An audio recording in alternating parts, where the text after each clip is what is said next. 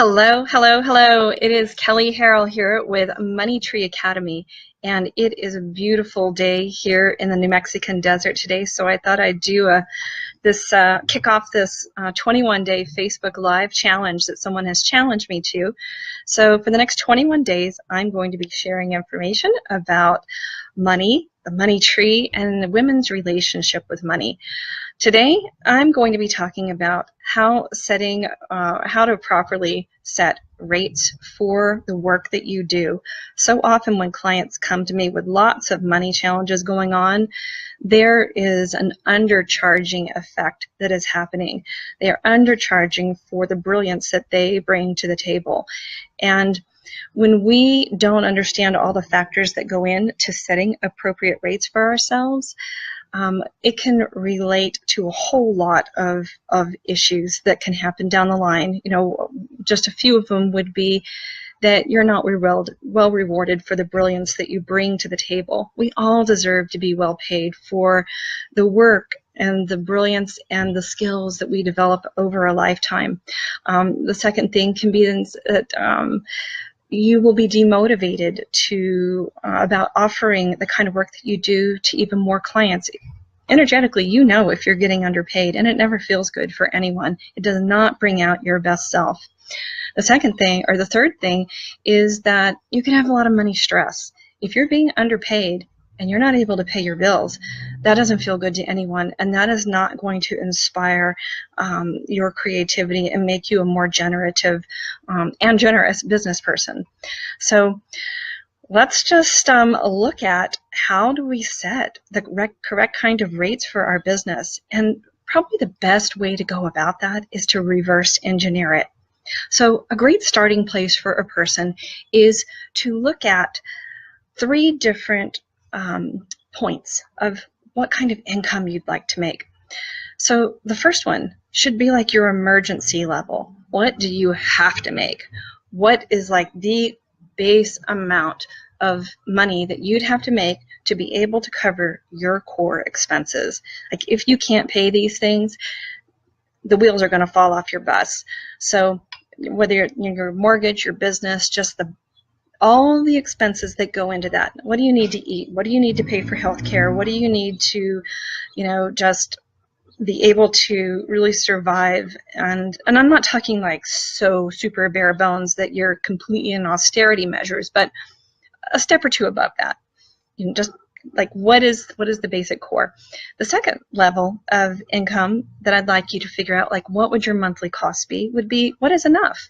What does it take to live a pretty good life where you have enough to pay all of your bills, you can afford Netflix, you can go out to eat sometimes, you can take a trip here or there, something that actually feels really good and healthy, and it's enough. It allows you to meet your health goals, your retirement savings goals. That should be your enough level. The third level of monthly expenses that you might want, or monthly income that you might like to put out there, is what would be ideal, what would feel incredibly abundant and allow you to do just about anything that you wanted to do. That would be a third level to plot out for yourself. So that's the first step, figuring out what that would be for you on a monthly basis. Now the second step is looking at how many hours are you able to bill or work per week? So billable hours is not the same as how many hours you work. As a business owner, you have to wear many different hats, and many of those hours are not billable. So what are the number of billable hours that you can charge for realistically? And take that number. Now you've got your billable hours, and you've got the types of income, the 3 levels of income that you would like to earn. And you can divide those levels of income by those billable hours so that you can come up with what you need to have as a profit, what you need to be able to take out of the whole game to achieve any one of those 3 levels before any other costs come into consideration.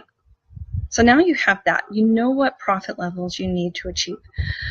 So on top of that, though, and here's where a lot of people really miss it, there are a couple other factors that you need to be taking into consideration.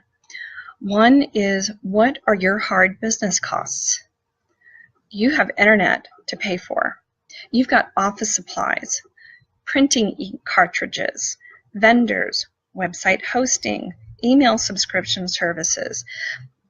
You probably outsource your work to a website designer, or maybe you have a virtual assistant, or a number of other things, maybe a programmer.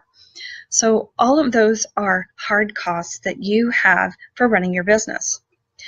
So you need to take a consideration what those hard costs are. And one of the fastest ways to figure out what that is to look at last year's tax return. If you filed a tax return and you have itemized expenses, including for your business, and you have a Schedule A in there, just look at what your Schedule A amount is. Those were all the expenses that you charged to your business. Now divide that by 12. If you think that this year will be around the same amount of costs and output for your hard costs, be it for office, heating, cooling, and whatever else, then you can go ahead and just add that number onto the amount that, onto the hourly rate that, or turn it into your hourly rate, divide it by however many billable hours you have, and there you have now what your hard costs are on a billable hourly rate. I don't think I made that all that clear, but so take your hard costs for the year, divide it by the number of hours you anticipate working this year. So if it's if you plan to work 50 weeks this year and taking a couple weeks off for vacation, or maybe 48 weeks this year, divide it by 48, then divide it by the number of billable hours that you have each week, and that should give you your hour billable rate, or your hour rate for the hard costs on your business. Now here's the other aspect. Taxes. Oh, yeah, they are not a sexy thing, but they don't have to be super intimidating at all. And so knowing what your tax rates are is really key to being able to set your rates correctly. So one of those things is knowing your federal rate. How do you figure that out? Well, if you go to, again, going back to last year's tax return, if you go to line 43 on your Form 1040, those are the first two pages of your tax return. On your Form 1040, line 43 will show you your taxable income. Now just go to trusty old Google and type in your last year, so 2016, put in tax brackets, 2016 tax brackets. And that would apply what it's called if you're here in the United States. 2016 tax brackets, and look for the tax bracket that applies to your taxable income amount. That would be your tax rate. Now, if you're still starting out in business, that's probably around 15%. If you have more established in your business, it's 25% or above. So let's take the 25% tax rate as an example. So that's the federal tax rate that you're going to pay out of anything that you charge on all new incomes that you earn. Now there's another piece to that. If you are in a state, not a state like Texas or Washington who don't have state income tax rates, but if you're in a state that does charge income tax, you have to add that in as well. So in my state, it's 5%, well, 4.9%.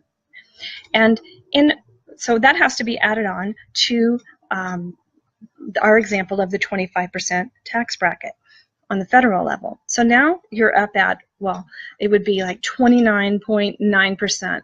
So let's just say 30% to keep it easy. So now you're up at 30%. Additionally, you need to add in your OASDI taxes. OASDI is Old Age Survivors and Disability Income. That basically is comprised of your Medicare taxes and your Social Security taxes. That amount is 15.3% tax rate.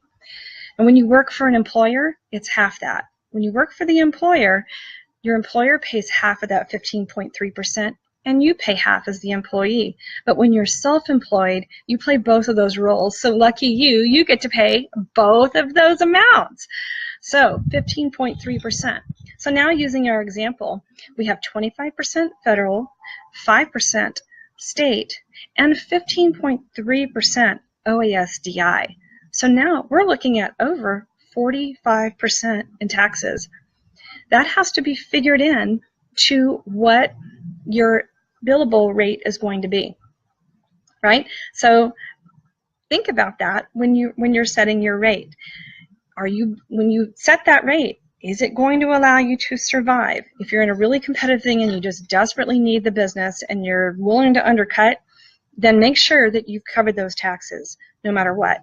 If you're on enough, if you're going for the enough model, again, make sure those rates are plentiful enough that you will be able to achieve that.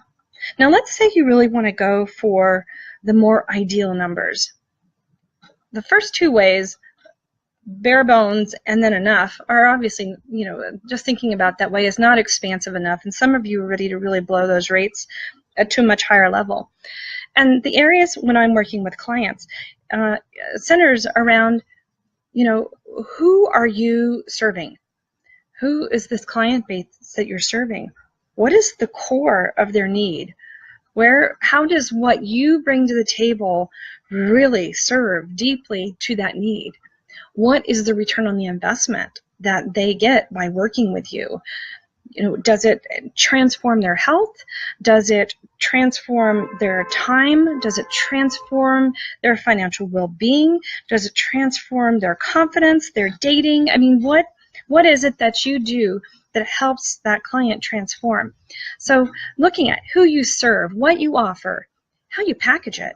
Packaging can take you way beyond just the billable hour and put you into package rates that can really free up your time. And that's a whole other approach that we won't go into here. How you show up and how in alignment you are with your genius and with the need that's out there in the marketplace. Those are all things that can take a person well beyond just the I have to have need survival type billing and the I have enough to live a decent life type billing. So you can learn more about that perhaps by joining me with my next group that will be starting in August. And I don't have a Facebook page up or any kind of page up on that on my website just yet. But if you'd like to learn more and consider joining me, and again, for women only though, if you'd like to consider joining me in my next group, which will be running around mid-August, go to my website at www.moneytreeacademy.com and go to my contact page. Drop me a note. Again, it's Kelly Harrell with Money Tree Academy. Thanks for joining me.